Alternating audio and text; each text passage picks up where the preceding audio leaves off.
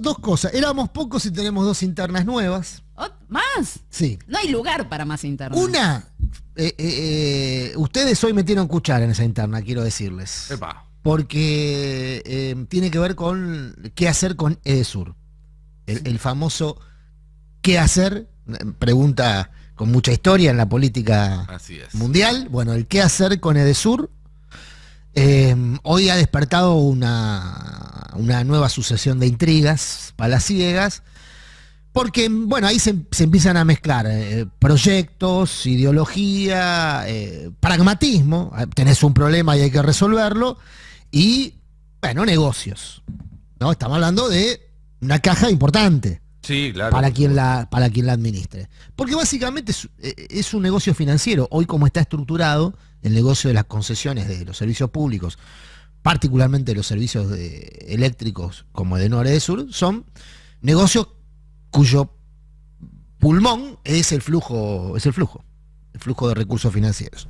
Bueno, hoy Martelo dijo acá en la radio que a él le gustaría un esquema con participación estatal, pero no control estatal. Claro, no un accionista mayoritario. Claro, bueno, eso no tendría el control operativo.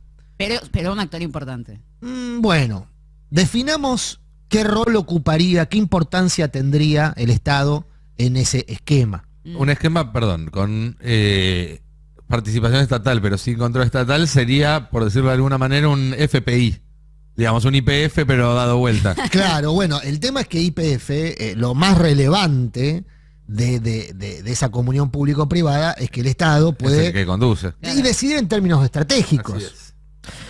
Cuidando, por supuesto, la salud económica de la empresa, porque vos tenés que responder a los accionistas, entonces no podés salirte de las lógicas del mercado. De hecho, estamos viendo cómo YPF aumentó las naftas a la par del resto de las petroleras, porque no puede desacoplar las decisiones estratégicas de la salud económica de la compañía.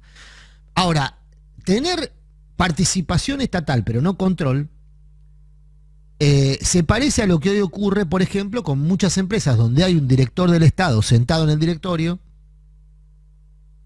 de empresas privadas que hacen lo que mejor les parezca y resulte a los intereses privados, no a los intereses públicos. Menciono un caso: Guado de Pedro está sentado, tiene una silla en el directorio de Telecom, y lo que vemos ahí es que Telecom hace y deshace con el las sistema, tarifas, con lo que quiera. hace lo que quiere, claro, en función de los beneficios de Manieto y compañía, digamos, no en función del beneficio público.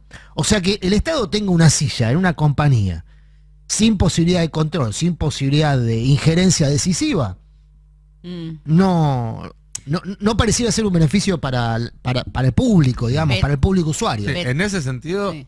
No. No, que ahí aparecían las otras opciones, porque esa es la del titular del ENRE, pero después también estaban otras que van por la estatización total. Por eso digo que se abrió una nueva interna, digamos. El ENRE, cuando plantea esto, o sea, Martelo cuando plantea esto, es porque hay un sector del Frente de Todos que dice, che, mantengamos este asunto en manos privadas con participación estatal, porque vos agarras hoy cualquier encuesta de cualquier tipo, más seria, menos seria, esas que hacen tracking de redes sociales, sí, cualquiera, y todo el mundo te dice que la agarre el Estado, que la agarre alguien, pero que se la saquen a los que la tienen ahora. Sí. Bueno, en él, medio que prende una vela a una estatización, porque ya tiene la demanda lista ante el CIADI. Ya está escrita, sí, esa demanda. Entonces, una estatización automáticamente va a ser un activo futuro para Enel. Porque el CIADI en general son más las veces que falla a favor de las empresas que a favor de los estados. Sí, es mucho más fácil en todo caso para Edesur argumentar que todos estos problemas se originan en las restricciones tarifarias y demás, y que no son responsabilidad de ellos. De hecho, es lo que está haciendo Edesur con una serie de notas, de entrevistas que está haciendo el chairman de Enel a nivel continental, que ayer estuvo curiosamente en la Argentina. 48 horas en la Argentina estuvo. ¿Le tocó algún corte? Y no sabemos si le tocó algún corte, pero vino a decir eso mismo que vos estás mencionando. No es un problema nuestro, es que las condiciones de operatividad son muy deficientes porque tenemos retraso tarifario, bla, bla, sí, bla. Ahí hay un contraargumento. El tema es que el CIADI no es, que es Edenor con las mismas condiciones, da un servicio menos peor, si querés. Menos peor. Menos peor. Sí. Está bien, pero de todas formas el CIADI está conformado con la intención de proteger los intereses de las empresas frente a los estados. Y entonces... Lo vimos con peajes. Claro, lo vimos, bueno, con AISA incluso. Con AISA, con el adicional de que después puede venir un gobierno como el de Macri que decida pagarlo. Por eso, ese es el gran problema. Y tampoco, a ver, me parece casual el timing, ¿no? De hacer una presentación entre el CIADI y una amenaza de esa presentación, teniendo en cuenta que por ahí en un par de meses cambia el signo político y siempre es pro empresa ese signo político. Por eso yo no digo que no haya que avanzar hacia una estatización, digo que hay que estructurar bien ese proceso para no regalarle un activo a los estafadores, digamos, porque hasta acá es verificable en términos prácticos que ese negocio, la concesión del servicio público de energía, fue una estafa, estructurada en los 90, con 90 años de concesión y demás. Ahora, hay un proyecto bastante serio elaborado por la gente de APSE, el sindicato que agrupa a los ejecutivos de energía, que hicieron una recorrida, no ahora, no con esta situación puntual, sino hace tiempo que vienen presentando este proyecto. Se lo presentaron a Kicillof, se lo presentaron a otros funcionarios, donde plantean un esquema parecido al de YPF. Es decir, que haya, en tal caso, un actor privado, si es que el Estado no quiere hacerse plenamente cargo de la inversión que va a requerir poner a punto algo que está muy deteriorado, pero que el control lo tenga el Estado con participación de los trabajadores. Eso te iba a decir, esa es la pata que falta en este debate. Porque los que verdaderamente saben lo que pasa ahí adentro, los que pueden detectar y hacer un diagnóstico cierto de los problemas y proponer soluciones, son los que trabajan ahí, los que ven qué funciona y qué no funciona todos los días. Bueno, en buena medida la estatización de AISA en su momento se acordó con los trabajadores, y los trabajadores formaron parte de la estructura de gestión de AISA hasta ahora, hasta Malena Galmarini, con luces y sombras, ¿no? Con luces y sombras. Pero lo cierto es que la presencia de los trabajadores en esa compañía recuperada perdón, fue muy relevante para darle soporte técnico y sobre todo solidez a la gestión.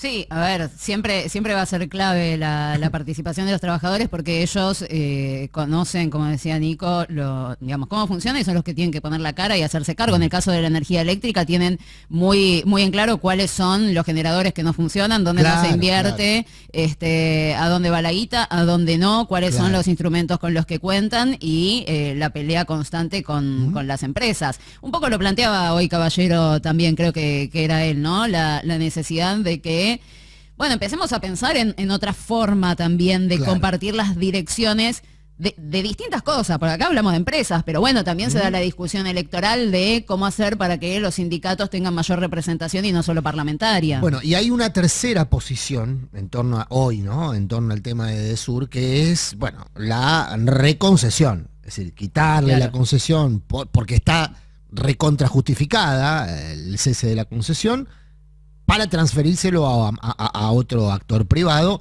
Ya hay una empresa que ha mostrado su interés y que, según en él, esa es la estrategia que hoy tiene el gobierno, ¿no? Según en él dice, lo que están haciendo, denunciándonos penalmente, es bajarle el precio a la compañía para que alguien venga y la compre a precio de remate. Que tampoco descartaría que, de hecho, me consta que hay gente que está pensando en términos de una reconcesión del servicio público a empresas que ya están en el sector. Hay dos o tres. Algunas fueron socias de Enel, incluso en Edesur, hasta hace muy poco tiempo, y una, como el caso de Caputo, le acaba de comprar 2 empresas. Así es. A Enel. Así que interesados hay. Obviamente, si le bajan el precio, les va a gustar más, digamos, el negocio.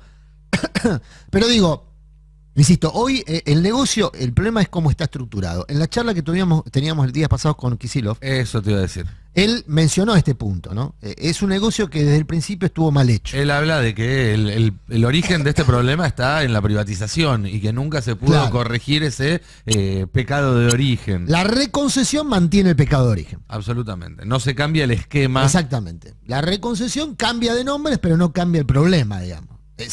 Asumiendo que el diagnóstico de Kicillof es el correcto, cosa que desde la posición de neófito coincido.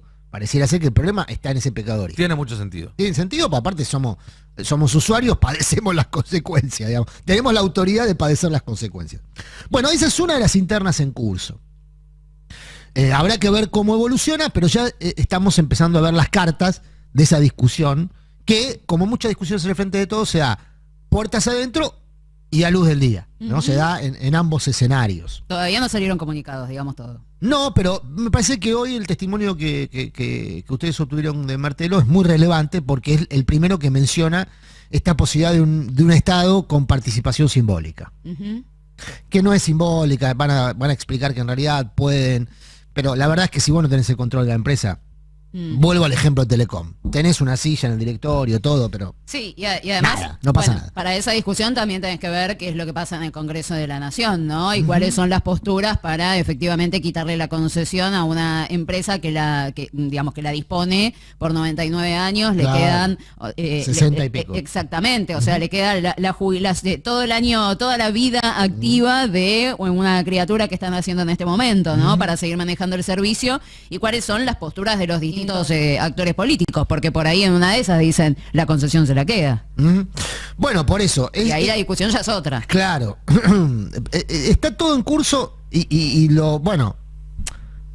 lo significativo de esta discusión es que se da en el periodo de mandato donde menos poder y músculo tiene un gobierno, que es en el año final, en caso de que no haya opción de reelección. Porque si hubiese opción de reelección, esta discusión tendría otra potencia, digamos, ¿no? Pero como está cuestionada esa posibilidad de reelección de quien conduce hoy el gobierno, el presidente, entonces eso le resta también músculo para accionar de manera decidida en temas que son estratégicos, relevantes para la cotidiana de las personas. Lo cual llama la atención, porque no es la única gran batalla que se da en este año, donde, como vos decís, más allá de la cuestión electoral y de las dudas en torno a la reelección, la imagen presidencial no es la mejor, si bien tal vez tuvo momentos peores, no es la mejor, pero se está dando un juicio político contra la Corte Suprema de Justicia, por ejemplo. Digo que no es moco de pavo. No. Y además, la discusión sobre el quite de la concesión a una empresa importantísima, batallas que se podrían haber dado en otro momento con un mayor caudal de apoyo que se decidieron dar ahora, ¿no? Yo soy de la idea igual siempre más vale tarde que nunca, o sea,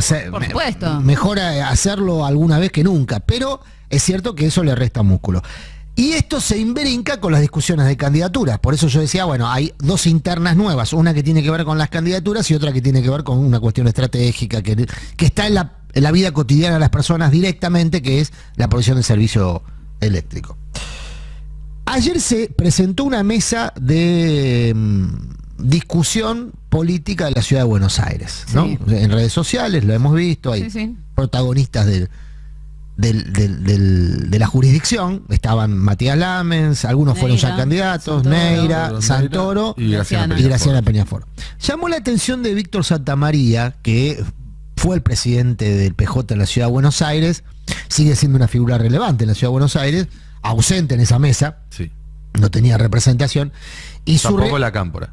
Y tampoco la Cámpora. Pero que tenía, al otro figura fuerte, Mariano Recalde. Claro, exactamente. Pero la reacción de Santamaría, a través de un título en uno de sus medios hoy, fue presentar a esta mesa como una mesa más cerca de Alberto, textual, más cerca de Alberto, más lejos de Cristina. Así lo presenta Santamaría, sentando una posición respecto a cómo quiere mostrar ese espacio. La verdad que la presencia de Graciana desmiente por sí misma. Graciana debe ser unas 5 o 6 personas de trato cotidiano con Cristina de mayor intensidad.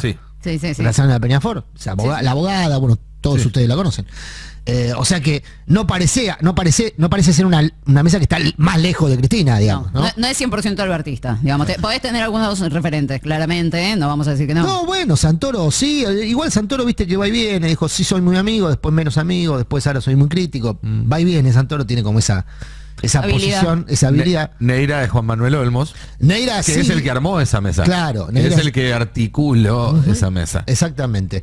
Que sí es PJ Capital, digamos, tiene una tradición, una historia en la ciudad de Buenos Aires. Del frente de Santa María la mayoría de los casos, no siempre, Muchas pero la veces mayoría de los confrontados, casos. otras veces acordando, digamos, al límite del cierre de listas, ¿no? Que es el deporte favorito de esta época del año. Ir confrontando y trazando posibles acuerdos que se terminan cerrando en los minutos finales del cierre de lista.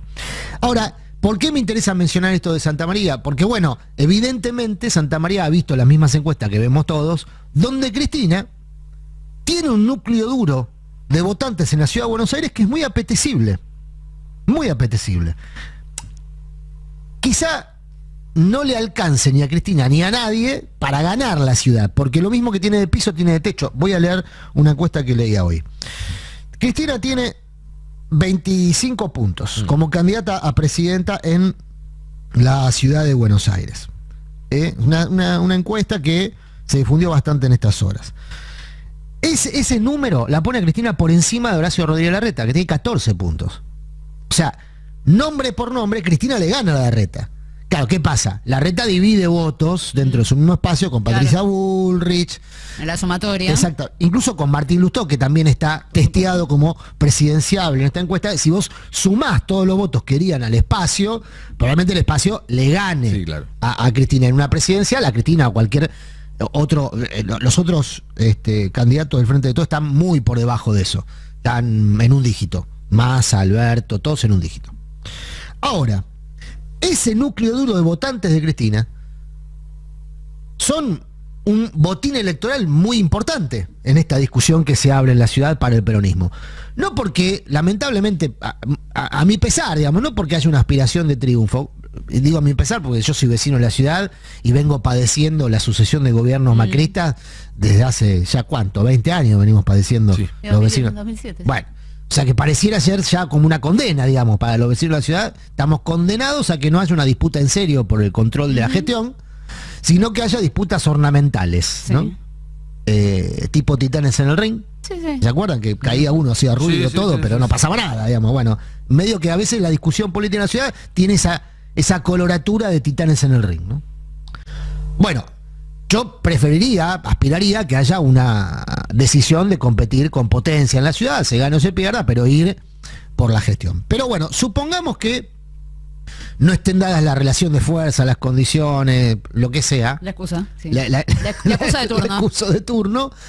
Bueno, hay un elemento ahí que es que como ocurre en la provincia de Buenos Aires y en otros distritos de la Argentina, la principal electora es la vicepresidenta. ¿Qué es lo que está viendo Santa María? Y por eso hace la alusión a Cristina. Bueno, pero mira, me llama la atención esto que traes, ¿no? De la ciudad de Buenos Aires y el núcleo duro que tiene Cristina, porque el otro día charlando sobre Córdoba, otra provincia que no es muy amiga del peronismo, me planteaban una situación similar. El voto acá es más ideologizado y es kirchnerista puro, digamos. El que vota la opción del Frente de Todos es más kirchnerista puro, no vas a encontrar a alguien del medio. Es alguien que te está pidiendo más profundización en las políticas, ser eso, kirchnerista puro. Ahora bien, eso te da un piso, pero también te da un techo del cual no podés escapar. Sí. Claro. Pero también, ojo, porque eso también tiene otros rebotes, si se quiere.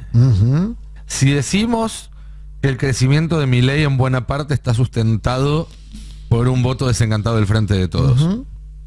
Y también asumimos como cierta la premisa de que Milei, para hacer una buena elección a nivel nacional, tiene que hacer una buena elección en la ciudad de Buenos Aires, que es de alguna manera el territorio en el que nació, y donde tiene un público, si se quiere, un poco más afín. Si ambas premisas son ciertas, es un problema para Milei. Porque en la ciudad de Buenos Aires, a diferencia en el interior del país o en el conurbano, no va a poder sustraer muchos votos de el votante desencantado del Frente de Todos, y por lo tanto va a tener que ir a disputar directamente votos con el PRO en su principal bastión, que ya sabemos que no es nada sencillo. Sí. Sí, bueno, por eso, en la mesa de arena todas las opciones son posibles. Algunas llevan más esfuerzo de imaginación que otras, digamos, ¿no? Algunos escenarios requieren más esfuerzo de imaginación que otros. Lo que yo marco, digamos, y me parece que sirve, por lo menos lo propongo a modo de resumen, para unir las dos ideas de estas dos internas nuevas, lo de DESUR y la discusión de nombres, es que este año van a tener que convivir esas dos discusiones. Naturalmente, tienen que convivir la discusión de nombres, que a nosotros nos entusiasma, porque hacemos periodismo político, nos gusta la rosca más que el dulce de leche, ya lo dijimos. Pero en la cotidiana de las personas, el tema queda cada vez más lejos de su interés. Y más cerca quedan este tipo de problemas como los que vimos en estos días de corte de luz. Atención con que no se termine de romper el hilo rojo que une a la política con la resolución de los problemas de las personas.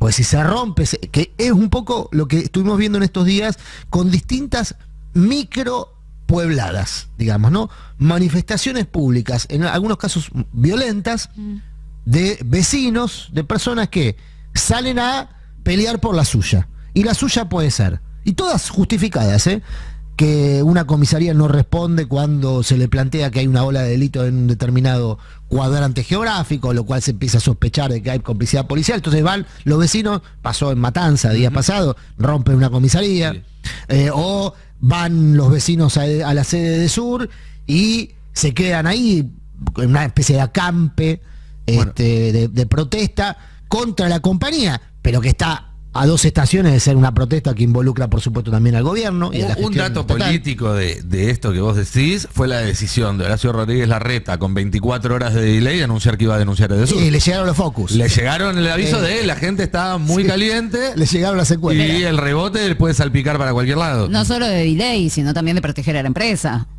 Sí, lo primero que hizo fue proteger a la empresa porque es lo que le nace. Después le llegan las encuestas y reperfila. La gente realmente está enojada porque no tiene luz. Ups. Claro. Pero lo hemos dicho, y esto es algo que los reyes de la gestión no tienen aire acondicionado en la sede de Uspallata hace más de un mes, por ejemplo, ¿no? Y no lo pueden arreglar.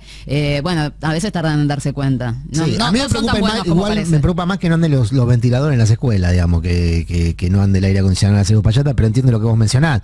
Porque eso habla de que no pueden gestionar ni la propia, digamos. Ni donde labura el jefe de gobierno. Claro. Pero, por eso, yo quiero unir estas dos nuevas internas en una línea de alerta, si querés, que va a haber que buscarle la vuelta, y esto es responsabilidad de los dirigentes, para que convivan las dos discusiones. La discusión político-electoral y la discusión que atiende los problemas de las personas y que resuelva los problemas de las personas.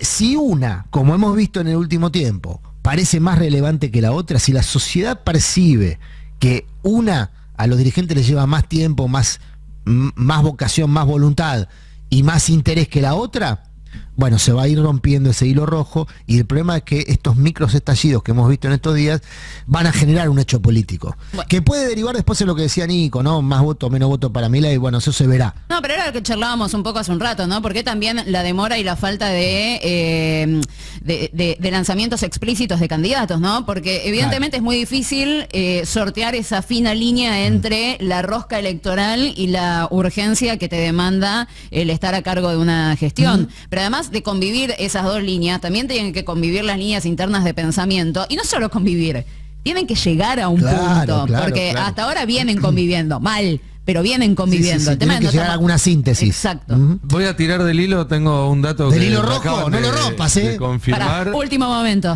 Para volver al principio de esta charla, acaba de confirmar YPF que va a hacer uso de la preferencia que le da la ley y va a comprar la parte de Enel de Central Doc Sur, una de las generadoras que iba a comprar Caputo.